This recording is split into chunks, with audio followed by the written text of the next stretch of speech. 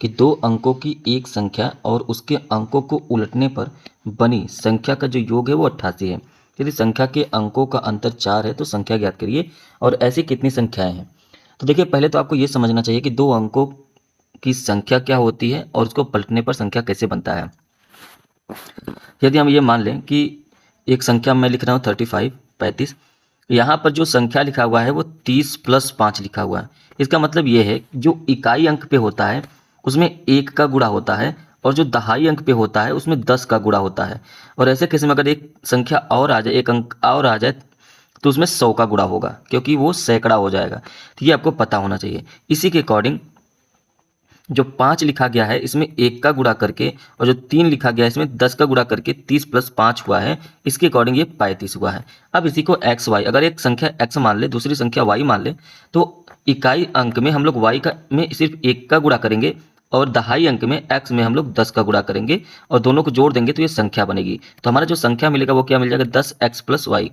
इसी केस में अगर इस संख्या को पलट दें तो ये yx हो जाएगा और उस केस में x में हम लोग 1 का गुणा करेंगे और y में किसका गुणा करेंगे, 10 का गुणा करेंगे और ये जोड़ देंगे तो 10y + x हो जाएगा। तो आप देख रहे हैं जो दो अंक है वो x y है, यहाँ पर भी वही दोनों अंक है x y ही हैं, लेकिन जो x y से संख्या बन रही है वो 10x + y बन रहा है और जो y x से संख्या बन रही है वो 10y + x बन रहा है।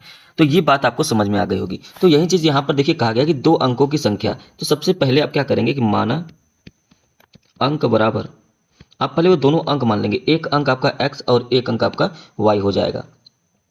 अब इसके आगे आप कहेंगे कि संख्या क्या है, तो संख्या बराबर संख्या क्या हो जाएगी, 10x + y। आप यहाँ से समझ सकते हैं कि संख्या 10x + y कैसे हो गया। और फिर कह रहा है कि उलटने पर बनी संख्या, तो यहाँ पे लिखिए उलटने पर बनी संख्या। उलटने पर बनी संख्या, उलटने पर बनी संख्या क्या हो जाएगी, 10y + x। आप यहाँ से समझ सकते हैं। ठीक है, इतनी बात आपको समझ में आ गई होगी। अब कह रही है प्रश्न क्या कह रहा है कि जो संख्या है और उसको उलटने पर जो बनी संख्या है उसका जो योग है वो 88 है। इसका मतलब अब आप यहाँ पर जो संख्या है 10x + y और उलटने पर बनी संख्या 10y + x, इन दोनों का जो योग है वो 88 है। अब देखिए यहाँ पर 10x में एक x जोड़ेंगे तो 11x हो जाएगा, एक y में 10y जोड़ेंगे तो 11y हो जाएगा, बराबर में 88 हो जाएगा।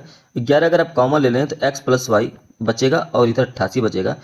x + y बराबर क्या आ जाएगा, तो कहेंगे 88/11, क्योंकि यहाँ पे गुणे में है तो ये भाग में हो जाएगा इस तरफ, तो काट देंगे तो कितना आ जाएगा 8। तो कहेंगे कि x + y बराबर क्या आ गया 8। इसको समीकरण नंबर 1 मानिए। अब आगे प्रश्न में बढ़ते हैं। कह रहे कि यदि संख्या के अंकों को उलट दिया जाए, यदि संख्या के अंकों को उलट दिया जाए तो उनका जो अंतर आएगा वो 4 आएगा।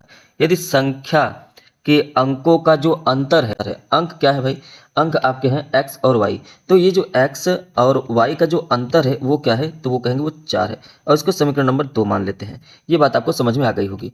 तो यहाँ पर अगर ये बात है तो इन दोनों समीकरण को आप क्या करिए, जोड़ दीजिए। दोनों समीकरण, समीकरण नंबर 1 यहाँ पे लिखिए, समीकरण 1 और 2 को जोड़ने पर, 2 को जोड़ने पर अब इसको अगर आप जोड़ेंगे तो क्या बनेगा, तो कहेंगे कि पहला है x + y बराबर 8, दूसरा है x - y बराबर में 4।